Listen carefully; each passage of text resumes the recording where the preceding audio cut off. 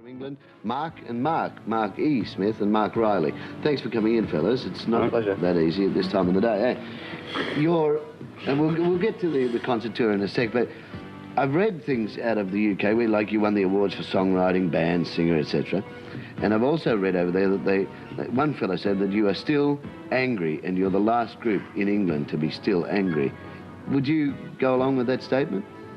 Yeah, I think we're the only group that's actually upset about certain things. So you're speaking your mind through your music? Yeah, I get worse, yeah. What are some of the things that you're upset about? Obviously, the unemployment thing over there is rotten at the moment. No, it's nothing like that. We sort of don't other areas? Get political or anything like that. No, it's just a music industry over there that sort of annoys us. Yeah, well, I've also seen some of the crits that they weren't overly nice. Like, I think one of the guys that was in a well-known band years ago said he thought your record was awful, and other people have said... Jeff Beck was in one of those... Well, he can talk, though, can't he? I mean, good. So what do you think when people like that say those sort of things? It's good. That's what it's for, to get the backs up of people like that, really, you know. So you're really out there to stir things up a little and play music at the same time. Now here, the other night, I think 400 or 500 people were turned away at the first gig you played at in Sydney. Now, I wouldn't have thought that had happened for you. I know you've had albums out and they've been played here on certain radio stations, but I didn't think it had happened. Did you expect that? No, not at all, no. But I mean, we're very much a live band. Yeah. You know, it's not the same as the records at all. It's the only reason we keep playing. Did you expect that, Mark? I didn't know what to expect, you know. It's different everywhere we go. So what ideas had you preconceived about Australia? None at all. Because I doubt any idea, you know. It was the same in the States. You don't know what you're going to get, so you find out when you get there. You just go into the other side of the world, not really knowing what's coming up. What about yourself, man? Yeah, I was surprised, but it's a lot more English. It's very like home in a lot of ways. You know? Yeah, I thought so. How did Especially north of England, where we come from. Sorry. How did you go in America? How did they accept you? That was okay, yeah. Rave reviews? Good reviews? Good crowds? Yeah, that's what I mean. I mean, people went to see us there. I mean, we haven't got big sales in America, you know, but people came out to see us. We're curious. We get arouse a lot of curiosity. So I think that's what's going to happen here. I don't think it'll reflect in sales, but I hope it does. You think more so the live, so you obviously after this one with the start. There's a lot of people there the other night just coming to have a look, I think, you know. Yeah. And you're at the Family Inn tonight, aren't you? So that'll be packed. Now, with that sort of thing happening for you, you're going to come back again. Is there a chance you'll be back later this year, or will it have to be 83? Don't know. We don't think about it. Don't make any plans out like that. We don't even know what we're going to do after this yet. Really? Yeah. Well, I know you're going to We're going to try and go to Germany for the beer festival. For the beer festival? Will you play there? Yeah. If we're capable. You recorded a track called Iceland, and I believe you did that in Iceland. Am I correct? Yeah. Did you only go to Iceland to record that one track, or did you go there to do a tour of Iceland? We did 3 nights in Reykjavik. Played 3 nights, and somebody just booked the studio for us. So you fellas really don't look ahead and say, hey, we'll plan a situation. You're just doing it as it occurs. Yeah. And you're happy with that? Yeah. Get to see the world, etc. It's great, isn't it? Fantastic. I don't think I've got much further to go because they're just happy guys. And you're in the country doing well. Have a good stay. We're going to play a little bit of Container Driver. And, I must ask you, I just must ask this before we go to there. Hex Induction Hour is the title of your current album. Right. Why the title and what's it mean? It's a word I made up. You made it up? Yeah, it's like an induction into the fall. Because we changed a bit on that LP from we did about 3 or 4 before that. Yeah. Well, we did 5 before that. It's funny, I didn't realise that till the LP came out. The hex means 6 as well, and it is a 6th album. So the 6th Induction Hour, and it lasts 1 hour, the album. Yeah. Go and get it.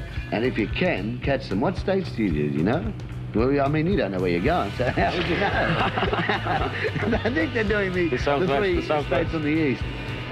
Try and catch them. The Fall, lovely blokes, Mark and Mark. Thank you. Let's have a look at this. The container driver, just portion of it. Then we go to the Divine.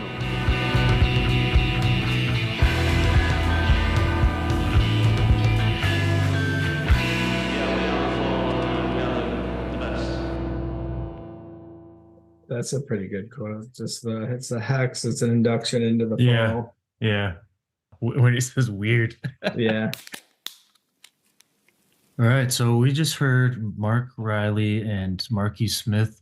Right after this Australian tour, they went over to New Zealand and played a couple shows that were set up by a local promoter there. And that actually led to them getting in touch with or talking with Flying Nun Records, which would be putting out a live version of some of the recordings they did on that tour, which would be turned into Fall Into a Hole. Is that what it's called? Fall in the Hole?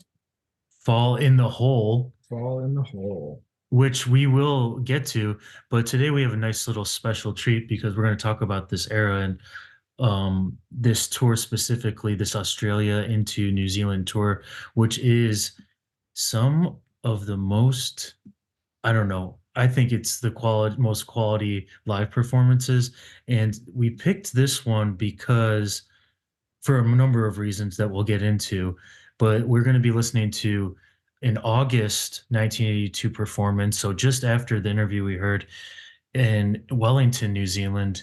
And this is the band at pretty much their best, in my opinion, on stage, but also behind the scenes, it seemed like they were at their most fractured because after this Australia tour, they were not seeing eye to eye on a lot of things, especially the two guys we just heard from, Mark Riley and Marky Smith. Even in that interview, you can see there's a little bit of along with the hungoverness, there's a little bit of tension between them because I guess supposedly the night before they had a fight at some nightclub. Mark got upset that Mark Riley was dancing to whatever song. There's conjecture of what song he was dancing to, if it was The Clash or Smoke on the Water. Maybe that was a different event, but basically Mark didn't believe that Mark Riley should be having fun and dancing. It's a bad look for the band. Is that a bad look? Is that not rock and roll? Dancing in a nightclub while you're on tour? I mean, once you're not on stage, you're just another face in the crowd. Come on now. Yeah, but to Mark, I guess he thought that there's some sort of persona to uphold. You know, if you're in the fall, you can't be you can't be flailing around on a dance floor. You know, it's going to look bad look for the band. It looks unprofessional. And Mark's all about the professionalism. And there's also a good picture of these guys when they get off the plane in New Zealand, which is, did you see this picture, Steve? I did, yeah. I think Mark, the headline in the paper, the happy drummer. Happy guitar player, yeah. Happy guitar player, yeah. Happy guitar player. And it's Mark Riley strutting through it's a great photo. He's strutting through the airport with his suitcase, and it eventually becomes the cover for the Fall in a Hole live album from the live set of from New Zealand. But it's a really good picture, and it also just shows Mark was taking it in as he's halfway across the world and he's on tour with his band, and he's gonna have, why wouldn't you have fun? Why wouldn't you just go out, and you're in a new country that you've never been to before? Why wouldn't you just be taking it all in and actually having the time of your life? At Mark's just getting into fights, and he's just thinks that he's holding the band to a high standard in some way. But as we're saying, the band was performing in Australia and New Zealand in '82 in the end of the summer into the fall, and they were playing so well together. And this is right after they recorded Room to Live, but it's not out yet. Room to Live is about to come out the month after this show that we're going to listen to. And they have all these songs, and they have a bunch of songs that aren't even on Room to Live that they're playing live. And some of the songs that we're going to hear are actually some songs that become the fall mainstay songs as far as what they're known for. So it's really cool. Even though they're in a new country they've never performed in, they're putting set lists together that are so varied from night to night. I was looking at some of the set lists, and they're none of them are the same. They're flipping stuff around. They're adding songs. Half the set is songs that are not on any albums up to this point. So it's pretty cool. It this live, the bootleg that we're going to listen to, I mean, it was mostly new stuff that you're going to hear on the upcoming album, even though they were playing off of Hex Induction Hour. There's very little that, Right.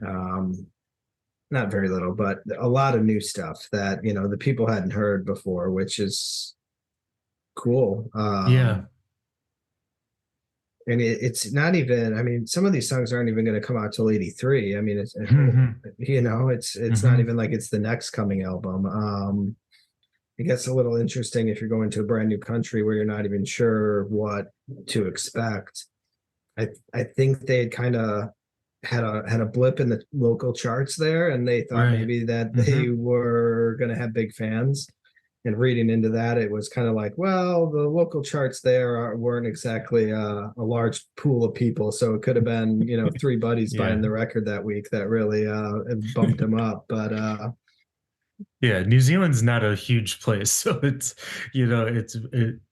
they did have some sort of recognition, but also from what I read, this was the first time that basically an outside band was coming to New Zealand to perform, multiple shows.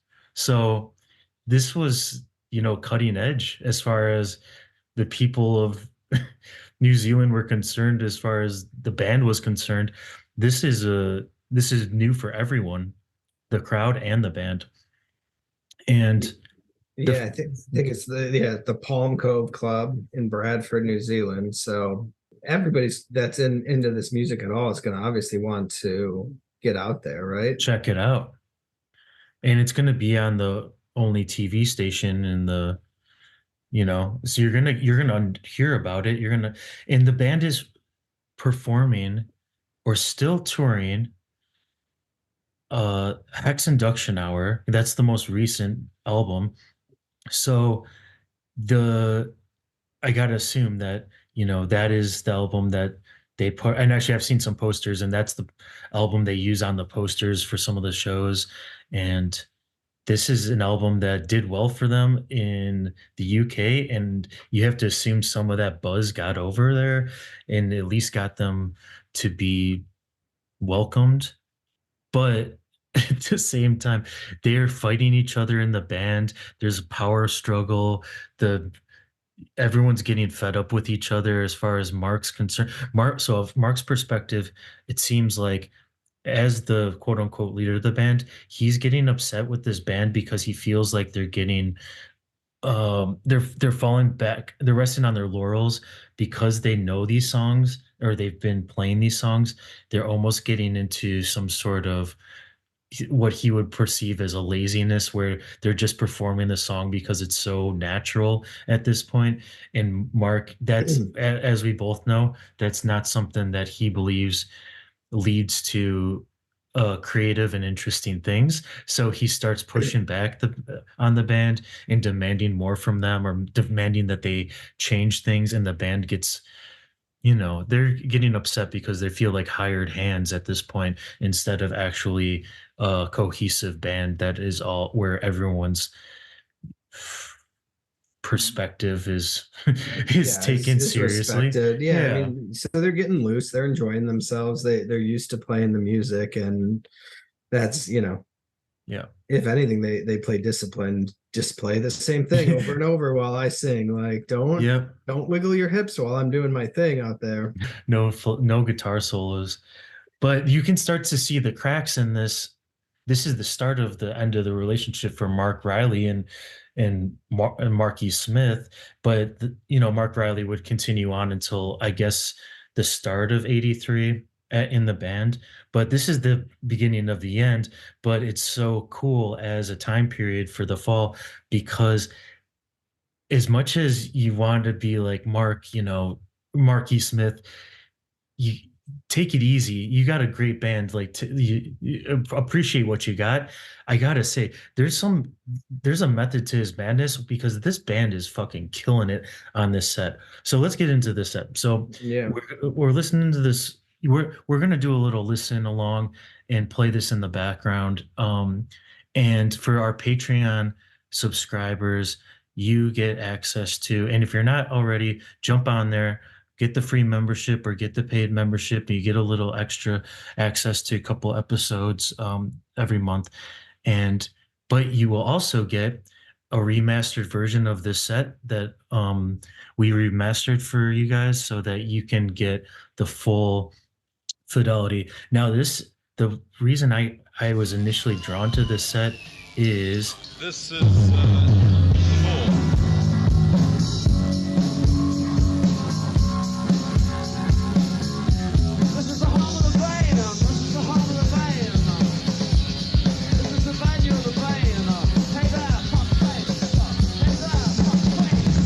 the reason I was initially drawn to this set specifically is I was jumping into a bunch of the live, and there's so many live bootleg recordings of the fall, right? And even from this tour, there's multiple full sets of recordings, and they're all as expected in a fall bootleg way. They're all varying qualities and varying performances, and what makes a good fall set? I guess that's my question for you, Steve. What are some aspects that make a good fall live set that you might, what are the principles to look for? Oh man, I mean, obviously the double drummer is always it's always a quality. Yeah. If you can hear any of their shows that have that, yeah, kind of bumps them up a little bit. And I mean, if you can understand what's going on and there's not too much, background static, and it's a quality recording is key to quality recording for sure. Yes. At least deeper enjoyment level versus just trying to fight through the static, which you kind of took care of for us. Well, that's the beautiful thing about this set from Wellington it was recorded for, it sounds like a radio station, right? And yeah, you can hear the announcers kind of throughout it, announcing what's going on. So obviously they were broadcasting live, or it seems like it was live. Yeah, it does seem like it was live, and they have to cut it off. You'll hear that they have to cut it off at the end, even though the set is continuing, because they're at the end of their time frame for the broadcast. But it's cool because they kept on recording to the tape and recorded the rest of the set, and we get the rest of the set, which normally, I would have assumed, the broadcast ends, they had it on broadcast, it's done. That was what they captured, right? But they did the whole set, and that's the bonus too. That's a nice little bonus you get, where you get the full set. And so this was recorded actually really well for the time, especially, but it had this very noticeable tape hiss throughout the whole set, and I just tried to get that managed and maybe beef up some of the kind of the low ends, because we do get the double drumming and it's so thunderous that I thought that should be a little bit more noticed. Yeah, I definitely turned down the treble one and bumped the bass up one in my car when I was going through this to improve things. Yeah, you get that low end thud. Removing some of the tape hiss from this, you lose a little bit of Mark's voice, gets pushed to the back a little bit, which is not a really bad thing, but overall this is a great recording, and that's what drew me to it. And so great recording. I think even if it's a decent recording, it's manageable for the fall. But I think the key for me is the performance, and they're always pretty consistent band performance wise, but you got to go to the set list. If they got quality set list that flows, because they've had so many varied set lists in their, even just on this tour, having a great set list of all of mixture of new stuff with experimental with pretty much classic hits. That's what I'm looking for. Yeah, I mean it's an hour and a half long. You get a lot of fall in that amount of time, right? It's an hour and a half. Wow, yeah.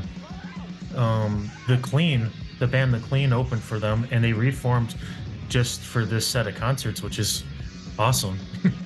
I think that would be a great bill to see. I would pay a lot of money to go to one of these shows, especially a 400 person, 500 person venue. See The Clean open and then see The Fall play for an hour and a half. Yes, please. Yeah, I think maybe this was Jazz Hipsters were playing with them. Jazz Hipsters on this one?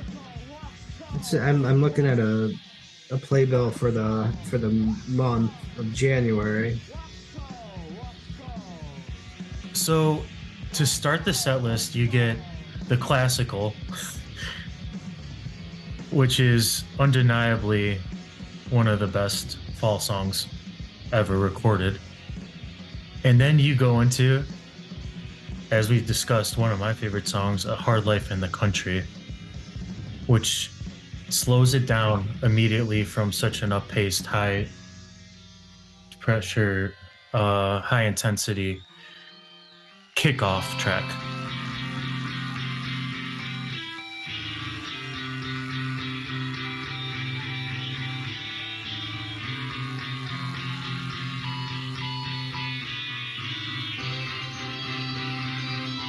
And if there is the tension between the band, it really has led to a tightness.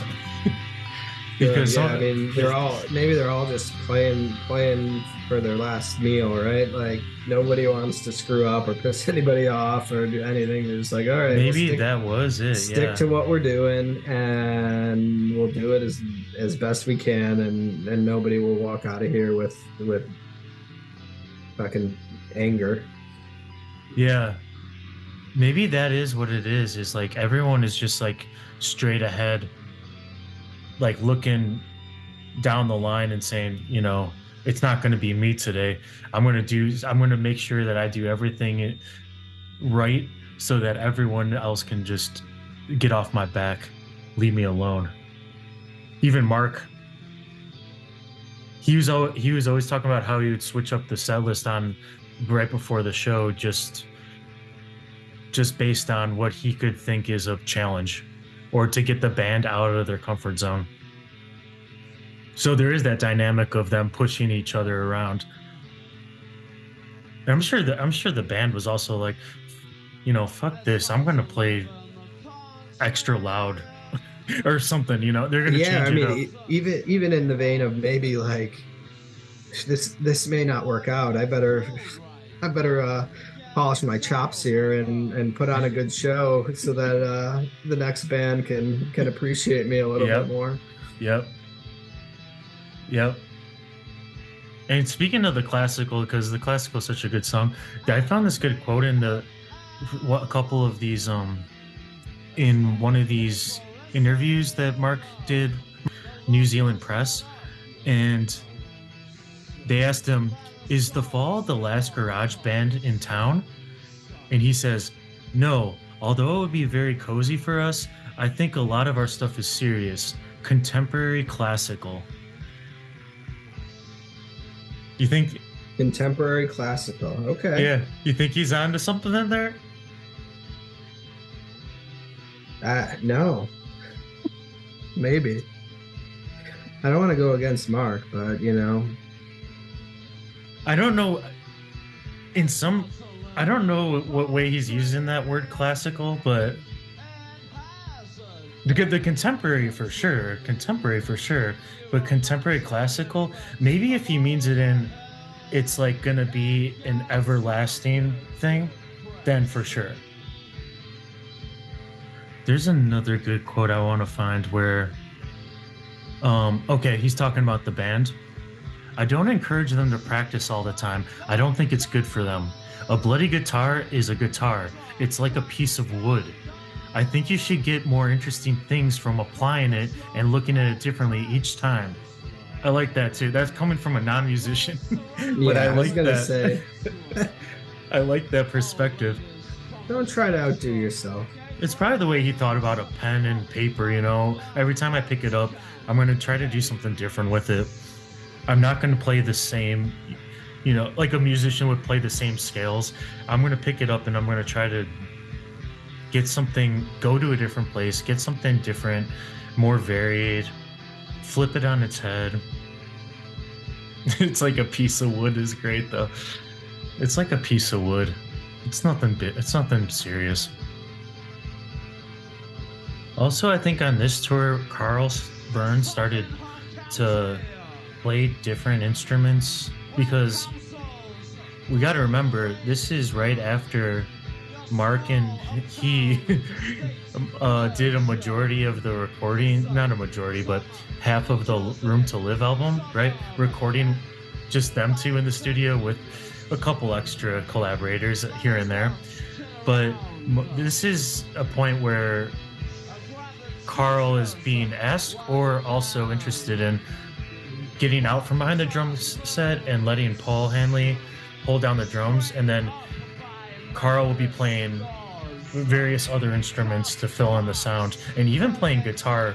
So that means at some points there are 3 guitar players. There are 3 guitar players. They went from 2 drummers to 3 guitar players playing on stage, which is, I don't know if it's necessary, but it definitely is a different style.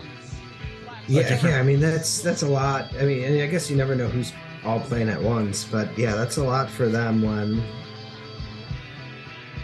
it's a lot of sound. Yeah, especially when Marky Smith is the reason you're listening for the most part, right? Like, yeah.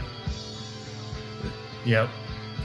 And there are some great screams on the set where Mark is just like shredding his vocal cords in these yelps. Yeah, I mean, which certainly does not preserve his voice for a long tour. And I mean, and looking at it, he's not trying to.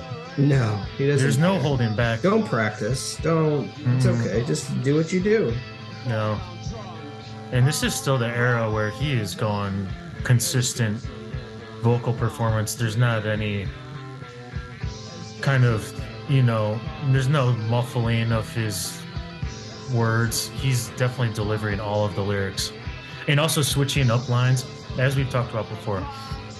In the live setting, he'll switch up lines just to try to almost amuse himself, which is fun for Fall fans to listen to and be like, oh, that's not the same. You know, that's not the same as the album version, or that's not even the same as another live set. Yeah, I'm singing to you guys. This is specifically, right? Like, I'm looking out in the crowd and like...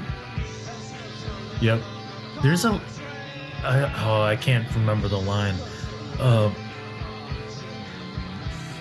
There's a line on one of these tracks that he changes, and it's talking about, I think he changes something along the lines of, you know, being checked out by a man in the white coat, and he makes himself laugh, and that's basically sums it up.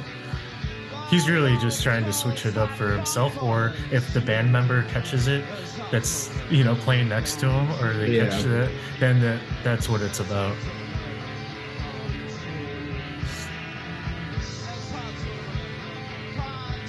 Yeah, and I definitely misspoke earlier. This is not at the Bradford. That is in England. This is at Victoria University. Okay, editor's note, we'll cut that out. We'll cut that out. Yeah. So this is at, where is this one? This is in Victoria University, August 19th of 82, Wellington, New Zealand. Yep.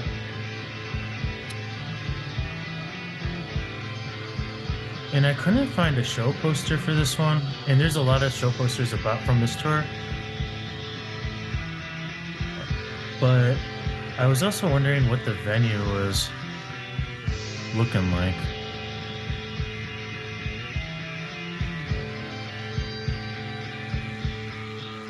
It also seems like they did, not encore, but like a 2-set. Yeah, the two additional songs where they get yelled at for sure to keep going. Right.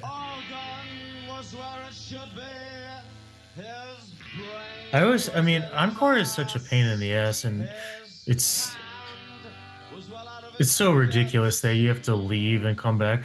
But having 2 sets is great. I love a double set. Leave and take a break, leave and take a break for 15, 20 minutes, a half hour. Just chill out and then come back and play a whole nother set. I love that. I wish that was still a thing. Yeah, exactly. Go and relax, and then play another 45 minutes. Right. Give me 2 45s, and I'm happy. Like, let the people chill at the bar. Yeah, let me get another beer. Let me take a leak, and we'll play some pinball. Don't just scream. Don't make me scream and wait for you to come back, even though I know it's going to happen. But if you have a band that's basically played 8 and 8, which is perfect. They basically play one album and then take a break and then play another album, even though they're definitely never going to play albums straight up. And there's no point for the Fall to play an album straight front to back. It doesn't really matter what the track list is. But yeah, this set has a great flow. They don't have the patience for that. Mm-mm. So they start with the classical, which is so good. And they weren't starting with the classical every night. They were switching it up. And then they get Hard Life in the Country. They slow it down really quick.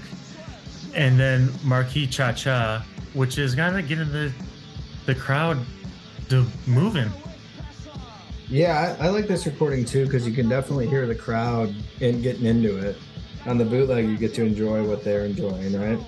Yeah, even when we were talking about the responses on Total's turns, it's that you could barely hear the audience after each track, but you could kind of get the vibe. But this one is much more like in the room. It sounds really good. And the instruments all sound great. Yeah, they do. I'm always just surprised at how straight Mark plays it. Like, you hear about him tearing the crowd apart a little bit and things like that. And that's some of the stuff I would love to lay years on is him mostly just freaking talking to the crowd and giving them a hard time. And you really don't get any interaction between the crowd and the band. Like, no introductions of who's on stage, what's gonna come, anything like that. Yeah, there's no Mark, and then on guitar, Mark Riley and Craig Scanlon, and there's no introducing the band. You're right. There's no performative. It's more like, here to do it. Yeah, you're gonna get what you get. If you don't know who business, we are, if you don't know who we are, get the fuck out. I've already insulted you. I expected you to get out if you didn't know who we are. That's what he said in one of the interviews too. He said they're asking. They said, "What did you think about the reception of the Fall? After your first couple shows in Australia?" And he said, "Well, I didn't notice very many people leaving, so for us, that's a good sign." It's measured by how many people walk out the door. I was reading too that Kay Carroll expected to be thought of as an actual witch. So not only like, is she just kind of a witch? Like she was considered herself a witch and wanted others to consider herself an actual witch as well. What? So like it really made an impression on some people that were helping him on tour. Really? Yeah. Interesting. Now, I don't remember. I have to go back to the timeline. But was she, she was the manager for Live at the Witch Trials. She was their manager at that point. So I always wonder if there's if there's the witch connection was instilled or shared for that, for that kind of concept.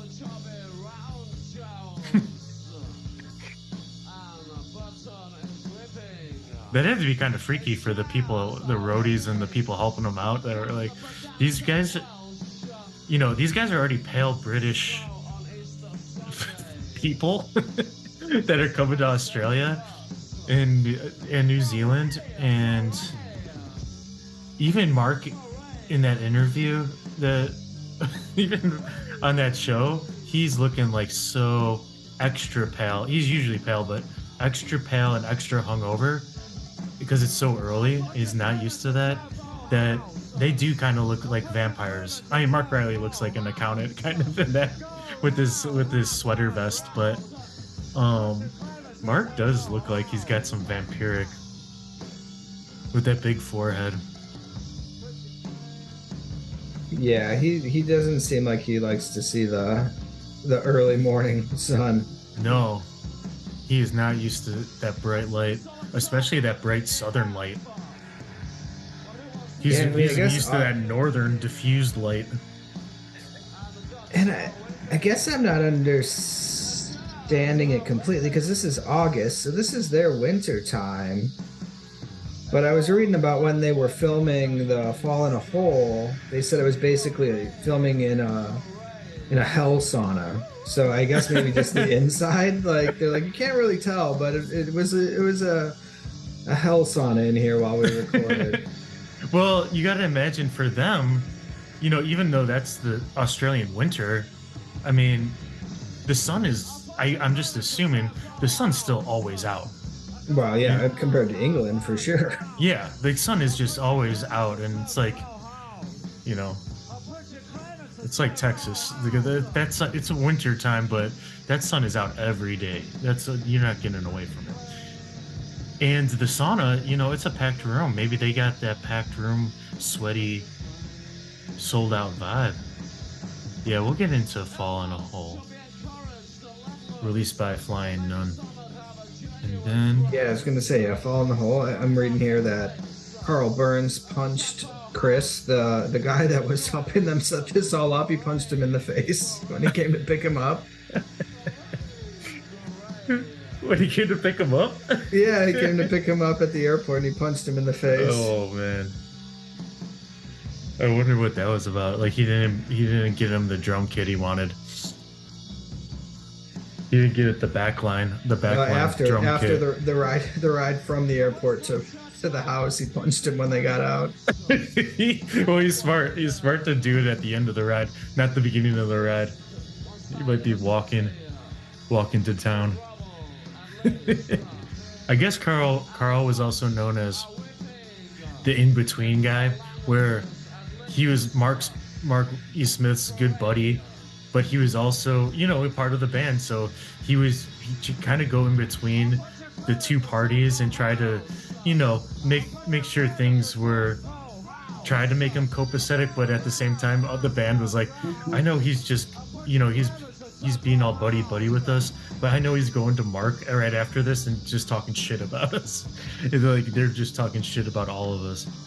So I could see the working dynamic would be a little bit strained.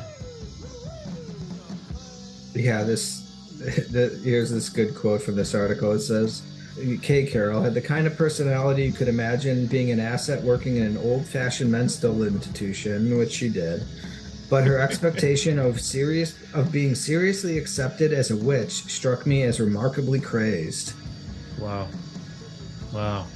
You got to be a little bit eccentric to be Marky Smith's girlfriend and manager, manager, band member, vocals, backing vocals, right? To be involved and be close to that, you're gonna have your own thing going on too. And also just trying to, you obviously know she was trying to manipulate everyone around him, and I mean, she had left her family to be with Mark. She had like a husband and kids. She left it all. Did she? I did not know that. I mean, the fall does have its pull. You could say it has a supernatural pull. Makes you do crazy things. Also, Mark Riley said joining the Fall was the second best thing that ever happened in my life. And then I guess someone said, "Oh, what's the first thing?" He's like, "Leaving the Fall." That was the. It honestly is a very cultish experience with some of these members who are in there for a really long time. You got to drink the Kool-Aid along with everybody else, otherwise you're not going to last. Yeah. Even there's like guys that went. I mean, at one point, I guess multiple members of the band, I think in the 90s, multiple members of the band were just like, fuck this, like, fuck off, Mark. We're going to start our own band. And then Mark's like, that's not a good idea. you guys should not go start your own band. And they're like, what the fuck do you know? We're done with this. We're done with this dictatorship, this bullshit manipulation. And then they went to start their own band and they're like, oh, this is not the same. Mark was right. This was not a good choice. Leave the Fall and start our own band. Try to start from scratch. And nothing's going to be like the Fall dynamic. You probably are, once you're in there for so long or long enough, you're secretly probably, it's like it's a motivating thing that you secretly love. The structure and even just you're not a top 10 band, but you have the ability to make the music you want. You're not top 10, but for a lot of people, you're like number 1 and no other bands are even close. There's like that's the cult effect too. And I understand it now. I mean, I definitely understand it. Because nothing's as dangerous as, there's other music that's way more experimental. There's other music that's way more musical. But there's nothing that has an edge like this it is accessible if you're open to it and putting the effort into listening to it. And so it's got that pull. It's got that pull on it.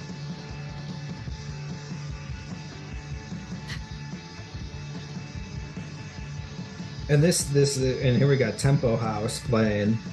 This doesn't come out till 1983 on Perverted by Language. Yeah, Perverted by Language. And this just has... Can't wait to get to that one. This just has the most, grunge bass line that, you're just like, oh, man, I'm in the 90s. I know, it's proto-90s. It's proto-90s. I heard it come on. I'm like, what song is this? I have not heard this one before. What is going on? I mean, is this the start of alternative rock? Essentially, right? Yeah. I think it actually is. Everybody's trying to sound like the Fall, you know that. Yeah, definitely. It's like grungy. There's great guitars, scratching guitars, not even playing any notes. Yeah, there's definitely some more kind of shredding the guitar a little bit in the live performance, which I definitely love.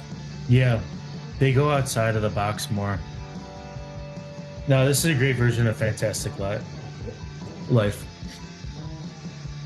Fantastic Life. Fantastic Lies. Fantastic Life.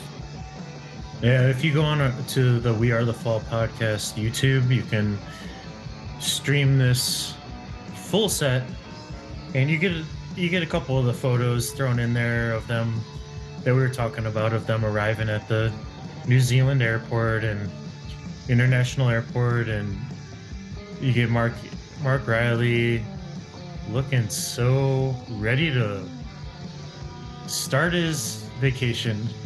And then you get Marky Smith carrying his bag. You get the bag man coming off the plane.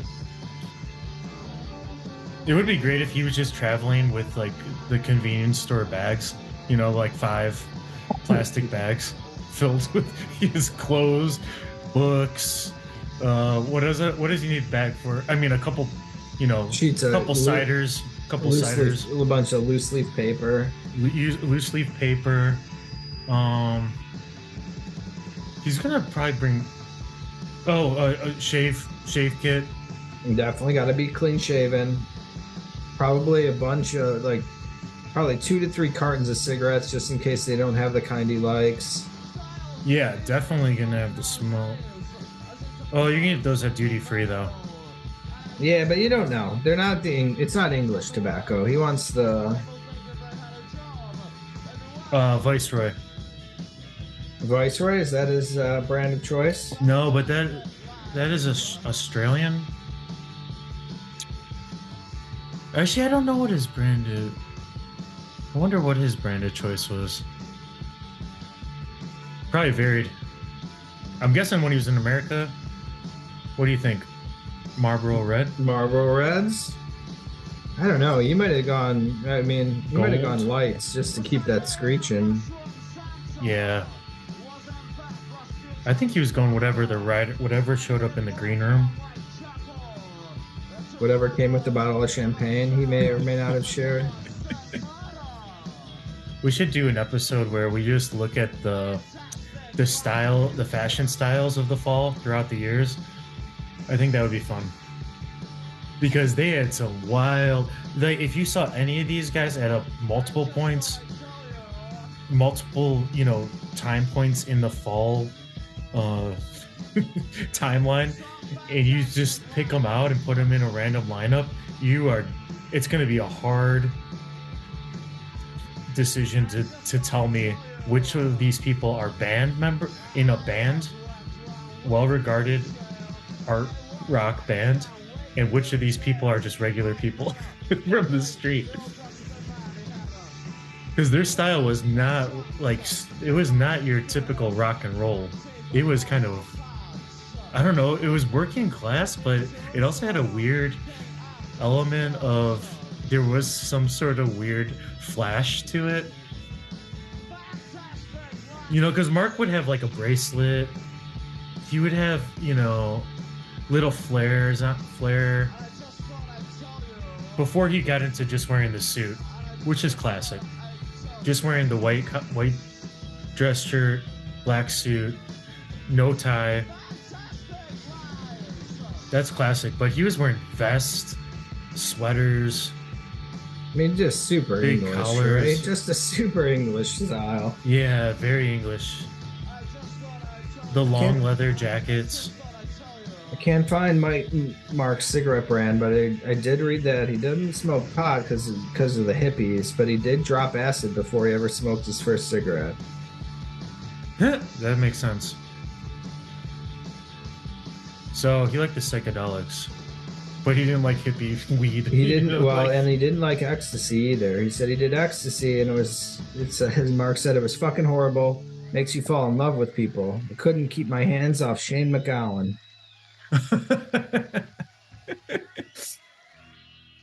No, like he was doing ecstasy with Shane McGowan. That would be fucking wild. They're just groping each other. Your leather jackets feel so smooth. Marvelous. So smooth. Oh, also, I'm gonna guess he was a guy where I think that's just like him saying that's hippie stuff it probably just made him paranoid as hell. Oh yeah. He probably could not, it didn't sit well with his. I was gonna say it did. Weed and amphetamines is never a easy combination. Yeah, weed and amphetamines with about 12 pints of beer. You can only have so many downers to balance everything out. Yeah.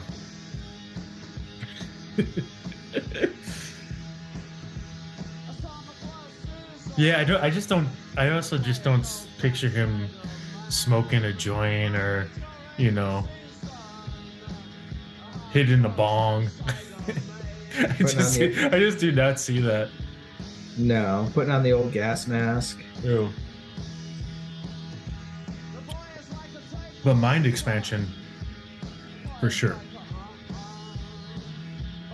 Couple mushrooms at the pub. Walk across the street, get your mushrooms. Well, yeah, Go sit back in the you pub. walk out to the cow patty, pick a couple off the nearest recent, aging plop of shit, and have yourself a go. Walk back in the pub, and then proceed to draw the album artwork for the next album. Call your sister up, tell her all your good ideas, and see if she can make it happen for you.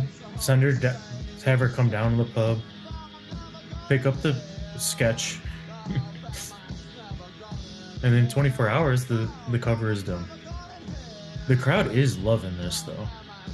And then ending the first side of the set with a couple Hex Induction Hour riffs. Come over here, cock, I need a word with you. I'm gonna start using that at work. Come over here, cock, I need a word with you.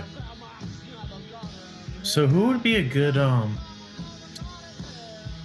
thinking of the fall live show? They never had like a guest. They did collaborations with like the ballet company.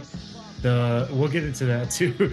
And other collaborations. Even Mark had got some grant to make his own play. But they never had, a guest appearance, perform, be part of the band for a song or two as far as a live show. But if there was like a modern musician that you would like to see come on stage, let's say in this set, and come up there and just, for one song or a couple songs, get into they're in the fall for those couple songs and they're adding something. What do you want to hear?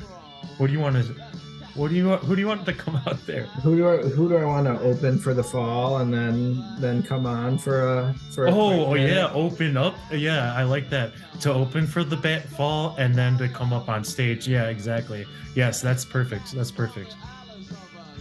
Oh man. Don't say BB King. I know you're thinking BB King. He's like John Mayer. He's just like someone to like real blues guitar that you just can't even. It's like the polar opposite. The exact opposite musical sounds. Just shredding scales is like the thing you would definitely not want in any fall collaboration. I mean, Mark would turn off the amp. He would flip that amp over. So, like you heard in our, favorite albums of the year, I think A Savage would be fun. He's a big fan of the band. I think he would have enjoyed himself getting to stand next to Mark and play along. Yeah, and Andrew Savage, A Savage, that he is a good yeller. He's a great yeller, so him yelling with Mark would be fucking nice. I think it would actually be. He's got. Or even if they're trading off lines. I was gonna say he's got the way most of the time way deeper too. So if Mark wants to hit the high notes, Andrew can hit the low notes. Yeah, I like that baritone, and then you got the Mark yelps over the top of it. And also, he can fit in with the guitar needs of the fall, I think, real easily. He can get into the angular guitar, no problem. I like that choice. I mean, another. I want to say this. Well, the perfect fit is as a guy that was in the fall or is it Tim Presley? So he's already been in the. You gotta wait a couple. You gotta wait a couple decades to experience it. I know. But let's see here. I think maybe thinking about someone that could come in and provide something that the band doesn't have. So I'm trying to think of when they have saxophone, when they have any sort of even woodwind, like a clarinet, if they have anything like that going on, I think that really fits the fall. And so, who do I want? Kenny G. Maybe the guy from Jethro Tull. Ian Anderson, yes, definitely. And he's he's a Scotsman. He's Scottish, so I think him and Mark easily gonna get along. Actually, that's a great one too. Ian Anderson just coming out there, coming out on the flute. I mean, I always so fun. It sounds like he likes to collaborate. I mean, when he came in and he did that performance for Jeff the Brotherhood, I mean, yeah, it was, here you go, boys, enjoy. Yeah, he does seem open to everything, so it's cool. It might be too many notes for the band's liking, or Mark's liking, but I think that's a great. I think it's a great choice. He'll go with the flow, though. Yeah, I think he could fit in. He's an improviser. He's from the UK. He's right around the. Yeah, you can stop by. You can swing by the studio too. If you got some studio time, Mark, I'll just come on by. I'm guessing he can play some other instruments too. He's probably still playing along. Hits. 76 years old. Yeah, rocking and rolling. This one might be my favorite one on the whole set. Look no, yeah. It feels like it's just they're having a good time during this one. They're starting off the second set with it.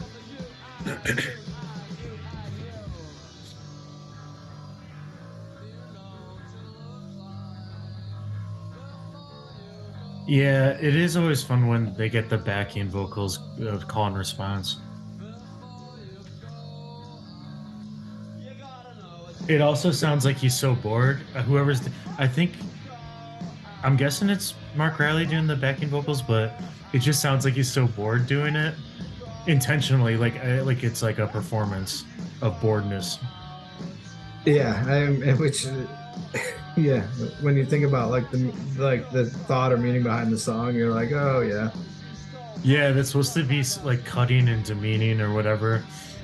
And then it's just, do you know what you look like before you go out?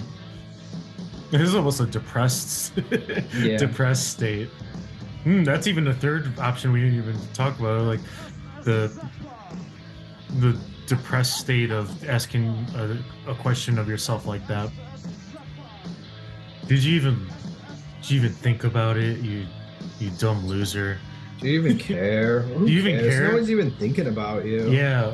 Why are you even going out at all? Yeah, did you think you could wear sweatpants here? Not in any proximity to Mark, you're not. You got pizza sauce down the front of your shirt, dude. Cheeto dust in your hair. What's going on here? Okay, let's do. They're on tour in Australia and New Zealand, right? They're far from home. What do you think the room situation is as far as at the hotel? Who's rooming with who? Who's bunking up together? Who's in the bunk beds? You think they're shacking up, double beds? You think I think the band is shacking up. Mark's got his own because of course he and Kay. Mark and Kay are shacking up. Yeah. I think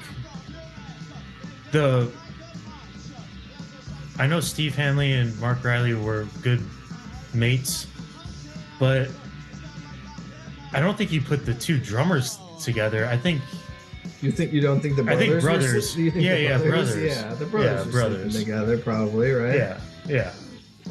Brothers together, and then Craig and Carl together, and then probably a roadie traveling with driver.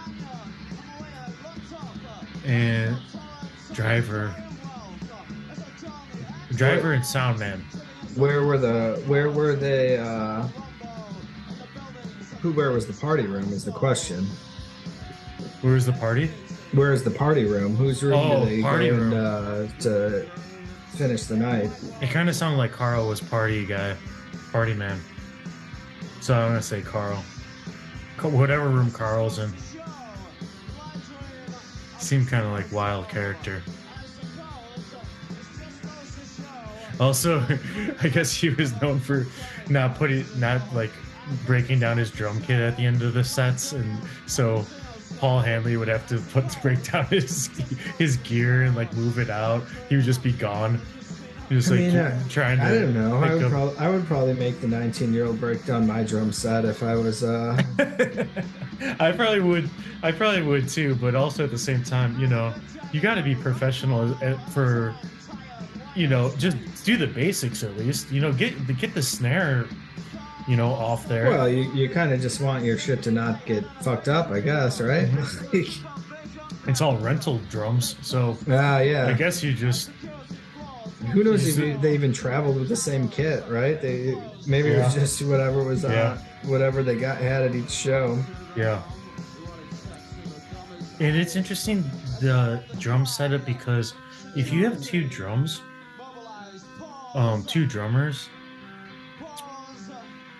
you can do multiple configurations of how they're going to look on stage. Like for instance, you can have them facing each other. You can have them both in the front. You can have OC style. The OC is where they're both at the very front of the stage, right side by side, which is appealing to the audience to see that tandem, in time. But what do you like? What do you like to see your double drummers arrangement wise? Yeah, I like them in like a wide V, right next to each other. Yeah. OC style. It is visually appealing. See their faces too while they're performing. The strenuous nature of drumming, especially songs like this. But they had their setup where they were in the back, but they were facing each other, but kind of on it seemed like at some points like kind of on an angle, a diagonal to each other, which is really interesting too. I don't know what the thought process was behind that, but and then I saw this this documentary a couple weeks ago about King Crimson, and the King Crimson that's still performing and going around, and they have 3 drummers at once, and they have 3 drummers at the front of the stage on the main level. And then basically all the other band members are kind of on a little raised platform behind the drummers. It's really weird. It almost looks like it's trying to be like a reverse orchestra. It's very orchestral in general, because they're so technical at this point. Which is the opposite of this band. The King Crimson is just the next level of practicing scales and modals and all this stuff. It's the total opposite of the Fall. But I found it interesting. They had 3 drummers, and they were all side by side, but in a little semicircle. But at that point, I don't know. I think they're all doing different things. Yeah, you got to assume, right? Like, why? They all have their own. They're playing like different notes as a combined drum set, it seemed like. And the Fall was just pure force, and then what's it called when you're kind of just tastefully playing off. Like Paul was always seemed like if it wasn't his song that he came up with the main beat for, he was always tastefully playing off of Carl's drums, and then Carl would always be adding something tasteful to the Paul Hanley drum beats that were at least the start of the song with.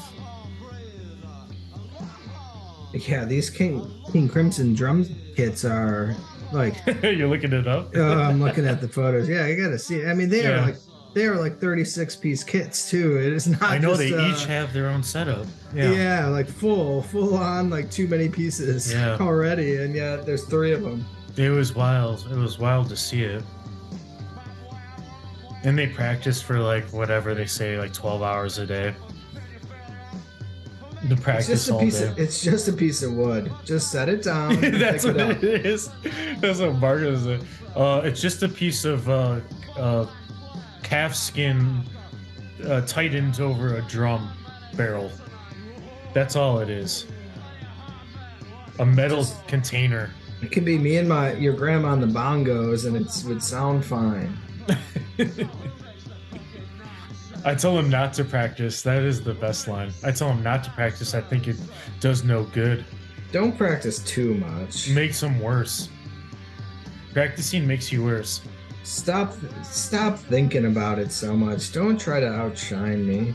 I do know what he's saying about the practicing though, because if you do, the minute you learn something that's a technical thing, then that's always what you're gonna do, or that's always what you go to. It's for anything. It doesn't even matter if it's non-musical, right? If you learn how to do something one way, that's the technical way to do it, the functional way, you're always gonna go to that way first.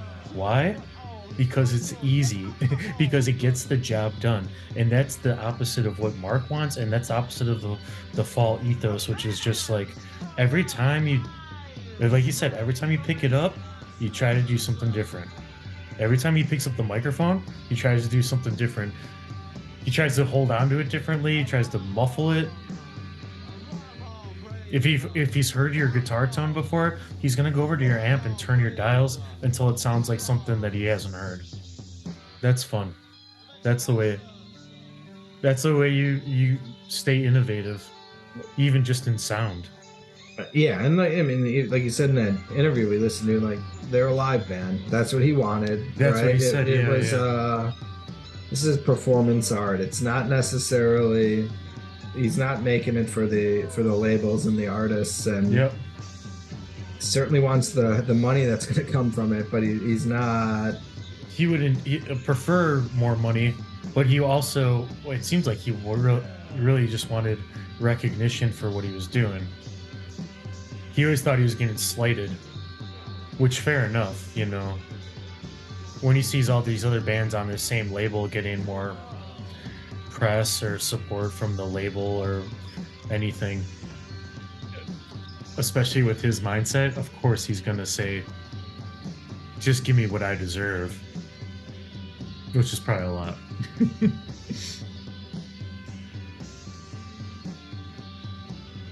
Even the backing vocals are never on a set repeat, you know, that you can follow. Yeah. They just pop out, and then that is so fucking cool. I love it. Because it shows you, they practice it during the warm up, the sound check, and there's a dub just on that one. Sound check for the show is Deer Park and Room to Live. I love that they have the sound check songs they played. It shows how fanatical Fall fans are. Oh, what did they play at the sound check that day? What did Mark eat before he went on stage for the sound check? Vegemite. Vegemite, a sausage, can of sausages.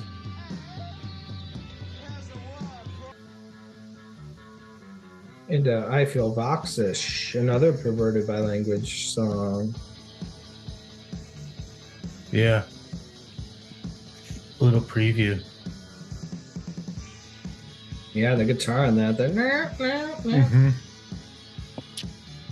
You can tell on the Perverted by Language tracks that you get to hear on this that either I'm guessing it's Craig Scanlon is starting to work in some chorus effect on his guitar, which is fitting to say the least for the fall sound. Like even on the classical, got like that almost disco guitar strumming, and even on I Feel Voxish, It just adds that little extra bounce back, widens the sound. Mark's bag in that picture, of him walking through the airport, is some sort of brand of Scotch whiskey. His plastic bag. I was gonna say, and the lyrics on this one are relatively different than the final production and the album. Yeah. Not an unreasonable offer is still one of my favorite. It was not an unreasonable offer. That's good. Mansell's back here. See, this one does have you could tell they're almost jamming on it like a practice. Oh yeah, for sure. And I mean, again, this is just give Mark multiple attempts, and then eventually he'll lock it in. Yeah, let him. The band's got it. let the man expand his head, and we'll figure it out. He'll figure it out.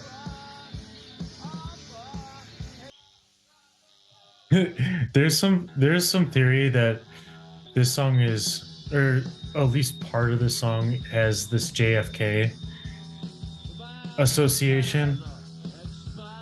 So, do you get it? Yeah. I can get there. Which I find interesting, but whenever I hear what the band members, the former band members that talk about the song, they're like, I don't remember that, but yeah, maybe. Yeah, I could get there. I could also see a nice conspiracy theory just perverted and driven longer. Yes. It's always more fun if you can make a connection to something that's topical, that you could place Mark in connection with, or observing, or living through. It always just makes it more fun. This is great drumming on this man whose head expanded. Yeah, and they just get more out of rhythm as the set goes on. They just kind of keep making more noises, shredding a bit, moving on. Yeah, you have one guitar feeding back. You have one guitar that's... I wish I could hear more of the guitar. That's what's... The midsection of this recording is slightly of lower quality, lower presence. But they're also jamming on this one too. Changing tempos. And the keyboard. Yeah. This might be one of the first instances where you get like a multiple note keyboard melody line that actually goes around in a circle that's not just repetitive 3-note, 4-note. For sure. They're jamming here, and it's not just to make sounds.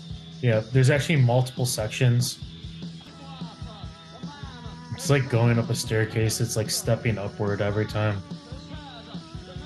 The man whose head diminished sounds a lot like my head. So the song Backdrop, they never recorded it in the studio. They just played it live, and it only shows up on the Fall in a Hole. Yeah, Fall in a Hole. So really, this is kind of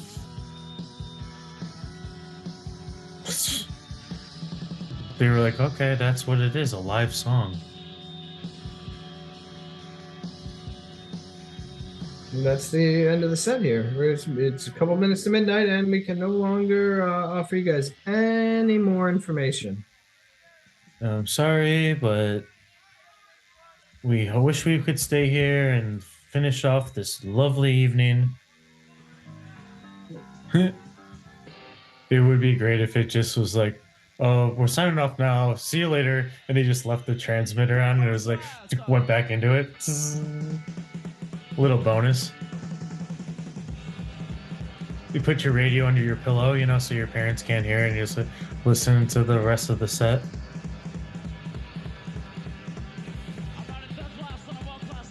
So that light better be off up there. Turn off the top 9 at 9. It's bedtime.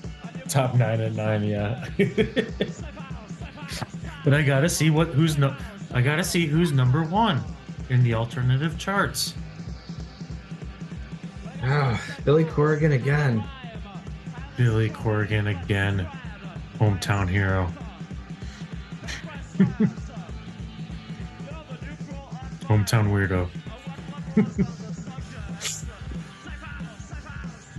Roll Our Thread fucking rips. And what do we finish with? A little song from an album that's about to come out next month that none of these people have ever heard. Room to Live.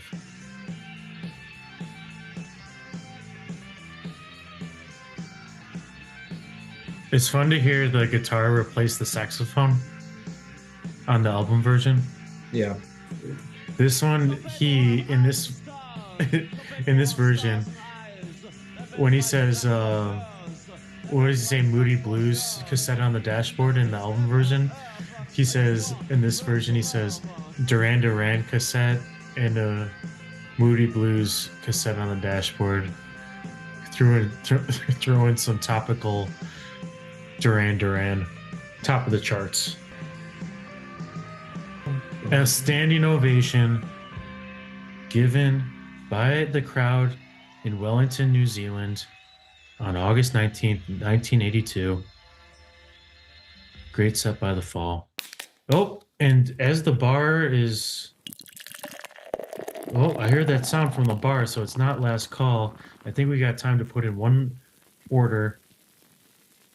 And what are you feeling, Steve, for this unique live set, newly remastered, sounding great?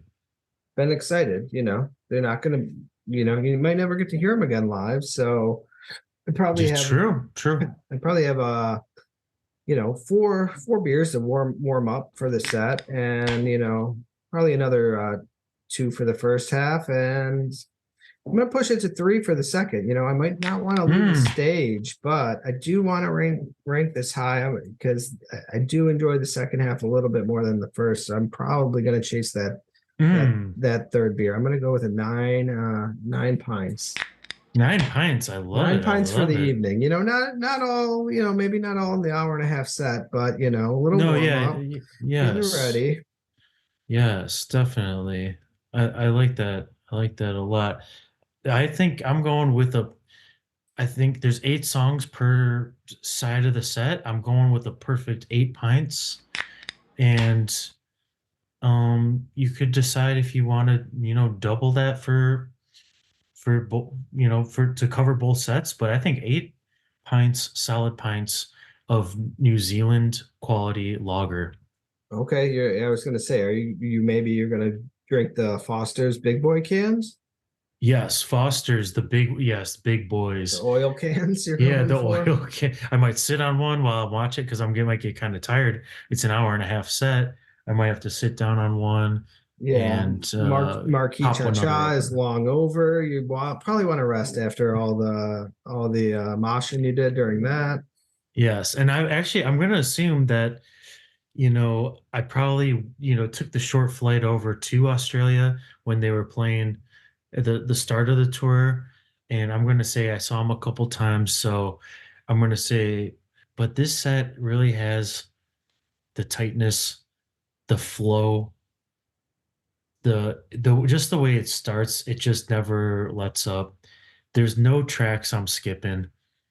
There's no songs I'm walking out on. I'm gonna be hoping my bladder can withstand the whole first set, so that intermission comes around, and I'm feeling good. I'm gonna go out. Maybe I might go outside, breathe it in, get out of that sauna room, breathe in the fresh New Zealand air, and then go back in there once I hear them tuning up, because I know I'm going to get another little tasty 8-track number. with that, we hope you enjoyed this.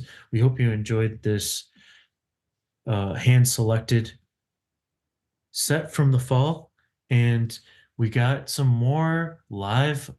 We're not done with the fall live in this part of the world yet, but we are going to take a little side detour before we get to Room to Live and go on a little side journey and look at some of one of our favorite ex-members of the Falls side project, or it's not even a side project, it's a real project, Martin Brahma's Blue Orchids. So we're going to go explore that because it's around the same period, and it's going to be a fun excursion. We might have a couple surprises for you related to the Blue Orchids experience. So until next time, we are the Fall. We are the best.